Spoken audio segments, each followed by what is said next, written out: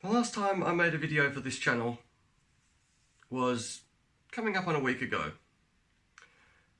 It was for Remembrance Day, when I did my best to express all I could, all I felt needed to be about the now more than a century of fighting that has occurred around the world, from all sorts of people fighting for things worth fighting for. Freedom, liberty, and so that all of us could still be here today, having the luxury to make a video like this without the fear of jackbooted anybody coming to our door and hauling us away under some draconian, law about sedition. And of course, Remembrance Day far too often is only about people from the United States, England, Australia, New Zealand. By and large, the stories in those countries that are told are of servicemen and women that have given their lives that are Caucasian and of a Christian persuasion. But I'm fully cognizant of the fact that there are, in that more than centuries conflict, people from all walks of life choosing to fight for many reasons. And look, I'm a pacifist, but I also know that wars have happened and wars will continue happening, and it is worth respecting those who have fought and have done so for the right reasons as they saw it, and thanking them for buying us freedom. What pains me, though, is that the so-called president, Mr. Donald J. Trump, failed to go to the Remembrance Day ceremonies. Now, obviously there are many scenarios, many things that can happen that will lead a US president to be unable to attend such an event, or at least I'm sure there are.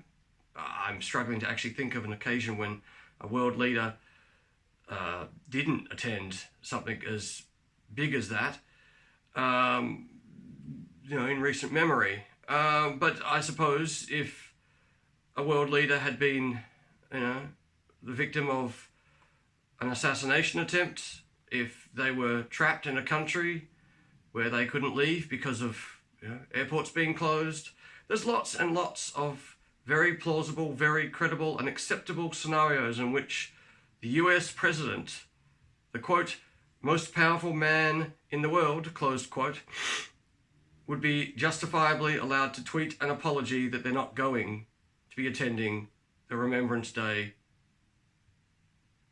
ceremonies.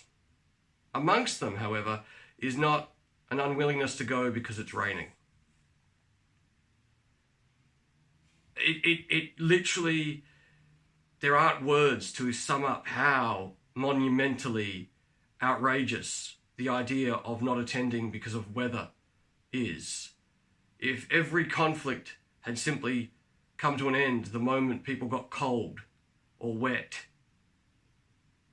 or decided they would rather be somewhere more comfortable, then there wouldn't have been more than a century of fighting. If anyone thinks the Vietnam War was fought in air-conditioned conditions, then that person doesn't know the first thing about the Vietnam War, let alone the climate of Vietnam.